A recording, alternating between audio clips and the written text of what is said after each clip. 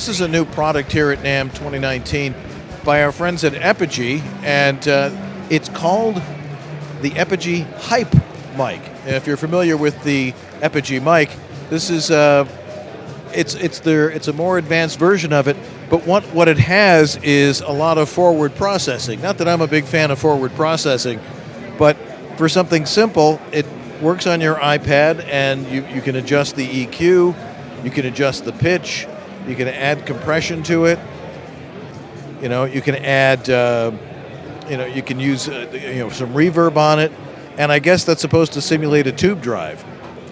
And it's actually kind of cool if this is the kind of thing that you want to be able to do if you're using any front-end processing. Of course, I like to keep things dry, but if you're somebody that has to do a little bit of this kind of stuff, or if you're doing music, it actually could probably be very useful. But you see this thing, it's just this tiny little thing, but it also has a much better visual VU meter on it, which, it's not just one little green light that flashes. Now it's at least giving you an accurate level. But I'm sure it's still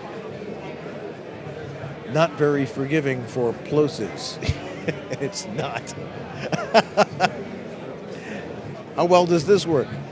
Peter Piper picked a peck of... All right, well, that helps a little bit. This is nice. This design. Yeah, the way that pop screen wraps around, and then pop screen screws onto the rear of the mic. Yeah, that is kind of interesting. But here's another interesting thing about it. It works with Windows, which is kind of cool. As for podcasting, it would probably be excellent. You might want to look at something like this. You want to have some fun with a little mic. It's the Apogee Hype mic.